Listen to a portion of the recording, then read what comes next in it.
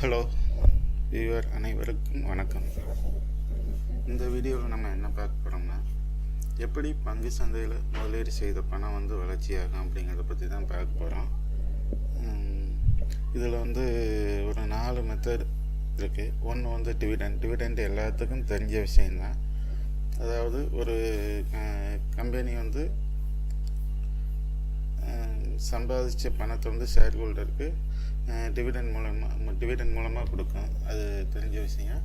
ஆனால் அந்த டிவிடெண்ட் எந்த மாதிரியான கம்பெனி கொடுக்கும்னா, பெரும்பாலும் வளர்ச்சியடைந்த கம்பெனிகள் தான் சம்பாதித்த பணத்தை மேலும் ஏதாவது ஒரு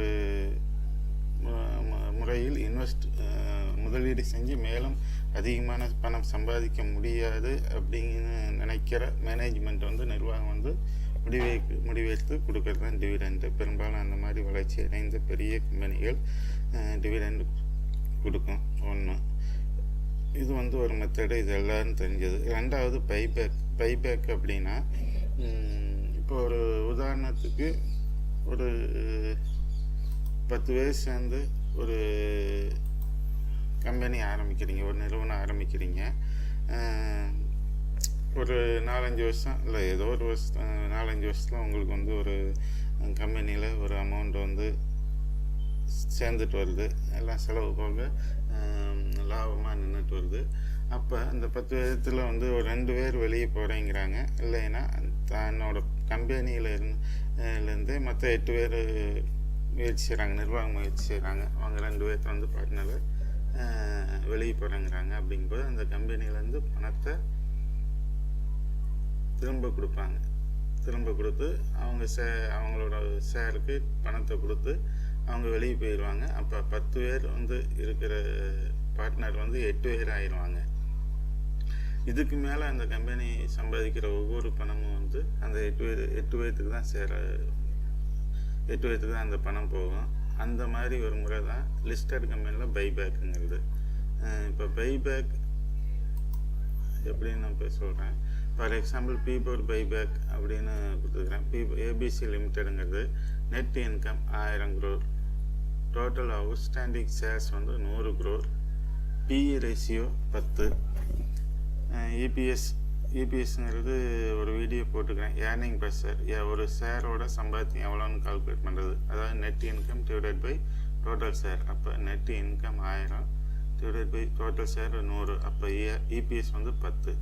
மார்க்கெட் ப்ரைஸ் எப்போதுமே பிஇ ரேஷியோ இன்ட்டு இபிஎஸ் பெருக்கல் இபிஎஸ்.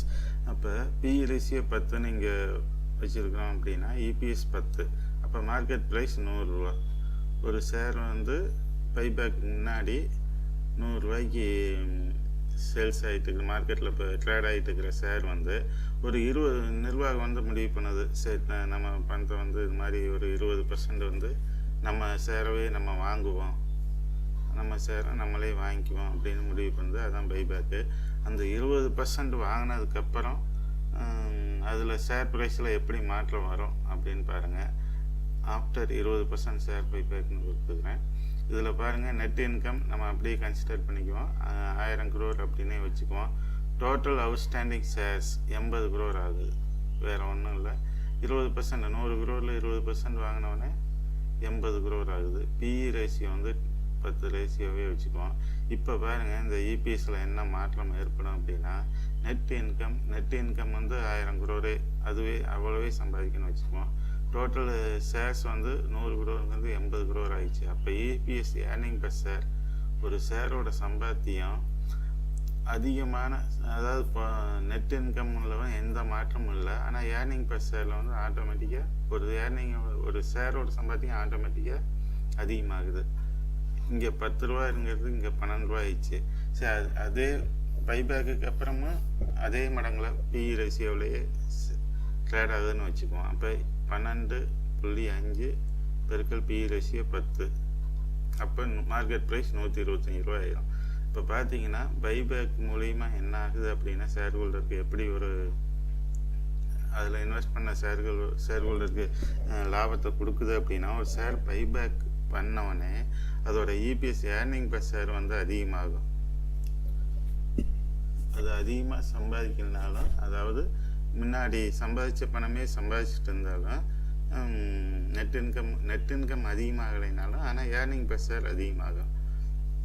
ஏன்னா வந்து ஒரு 20% ஷேர் ஹோல்டர் வந்து அவங்களே வாங்கிட்டாங்க. அதாவது நான் பிஸ்னஸில் விட்டு அவங்களே வெளியே போகிறாங்க. ஓகேங்களா? இப்போ ஷேர் பைபேக் அப்படிங்கிறது என்னன்னு புரிஞ்சிருக்கும். இந்த மெத்தடு வந்து யூஸ் பண்ணுவாங்க. மூணாவது ஒரு மெத்தடு வந்து என்ன அப்படின்னு பார்த்தீங்கன்னா, பைபேக் பண்ணிட்டாங்க, டிவிடெண்ட், 2 மெத்தட் பார்த்துட்டோம். மூணாவது வந்து அக்யூசேஷன்னா ஒரு கம்பெனி வந்து தான் சம்பாதிச்ச பணத்தை வந்து அது சம்மந்தமான வேறு ஏதாவது பிஸ்னஸ்ஸு, அது சம்மந்தமான வேறு ஏதாவது பிஸ்னஸ் வந்துச்சுன்னா அதை வந்து பணத்தை கொடுத்து அந்த பிஸ்னஸ் வாங்குவாங்க. அதாவது அந்த டேக் ஓவர் பண்ணுவாங்க. அப்படி பண்ணும்போது அந்த கம்பெனி இதுக்கு மேலே சம்பாதிக்கிற பணம்லாம் வந்து இந்த கம்பெனிக்கு வரும். அதாவது வேற ஒரு நிறுவனத்தை வாங்குதல். ஓகேங்களா? ஆனால் இது வந்து வாங்குகிற நிறுவனம் எப்போதுமே லாபம் சம்பாதிக்காதா அப்படிங்கிறது சொல்ல முடியாது. கொஞ்சம் ரிஸ்கானது தான் அந்த மூணாவது மெத்தடு. மூணாவது மெத்தடு வந்து இன்னொன்று என்ன விஷயம் அப்படின்னா, ஒரு கம்பெனி வந்து தான் என்ன தொழில் செய்தோ அது சம்மந்தமான நிறுவனத்தை தான் வாங்கினோம். அதை இல்லாமல் அன்ரிலேட்டட் பிஸ்னஸ் வாங்கும்போது கொஞ்சம் ரிஸ்க் அதிகம்.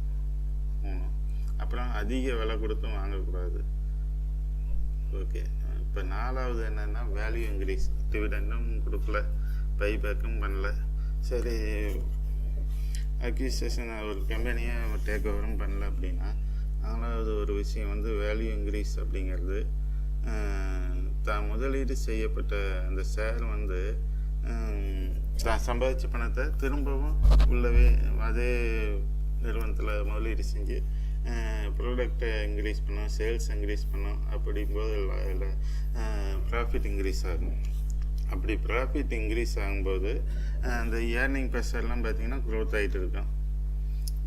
ஒரு ஷேர் சம்பாதிக்கிற சம்பாத்தியம் அதிகமாகும், புக் வேல்யூ அதிகமாகும். அப்போ அந்த ஷேரோட வேல்யூ வந்து அதிகமாகும். ஒவ்வொரு ஷேருக்கும் பின்னாடி ஒரு கம்பெனி இருக்குது. அந்த கம்பெனிக்கு ஒவ்வொரு ஷேருக்கும் வந்து ஒவ்வொரு வேல்யூ இருக்குது. அந்த வேல்யூ அதிகமாக ஷார்ட் டேர்ம் வேணால் வந்து அது ஷேர் ப்ரைஸில் காமிக்காமல் இருக்கலாம். ஆனால் லாங் டேர்ம் இப்போ பார்த்தீங்கன்னா அந்த வேல்யூக்கு தகுந்த மாதிரி அந்த ஷேர் ப்ரைஸும் இன்க்ரீஸ் ஆகும். இப்படி 4 விதமாக வந்து நம்ம ஒரு பங்குச்சந்தையில் முதலீடு செய்த பணம் வளர்ச்சியாகும். ஓகே வியூவர்ஸ், இந்த வீடியோ பிடிச்சிருந்தா லைக் பண்ணுங்கள், ஷேர் பண்ணுங்கள், கமெண்ட் பண்ணுங்கள்.